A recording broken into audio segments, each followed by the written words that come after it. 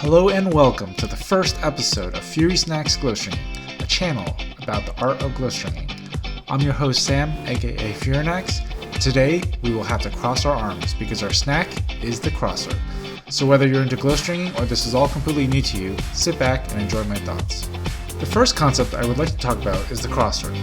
What is a crosser? Well, it's simply defined as any move where the right hand is spinning on the left side of your body and vice versa.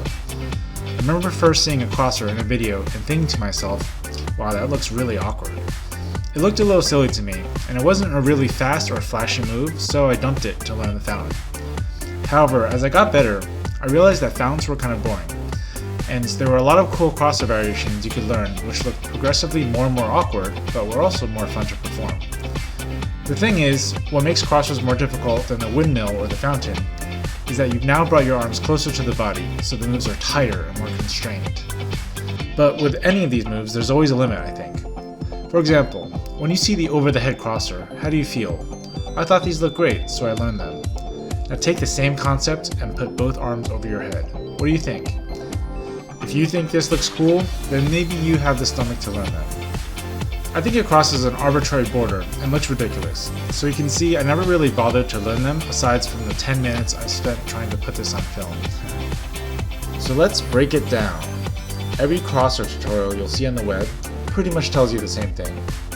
Start by crisscrossing your arms, then spin both glow sticks and switch sides until you can do it continuously. That's not bad advice. In fact, it's probably how I learned to do the move myself. However, if I were to add to that, I'd say this. When I look at myself performing this move, I realize that I'm not actually moving my hands or my arms. Maybe I do a little bit in the beginning to get them started, but it's almost entirely performed by just rotating the hips. I think that that's what makes this move so hard to learn. With so many other moves, you have to focus on moving your hands or your arms in weird patterns. With the crossers, you're just learning the rhythm of the body rotation. And you don't get that rhythm by just practicing one side.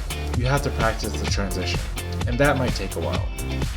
So there's no shame in taking breaks. Sometimes I spend hours trying to learn something and I get nowhere.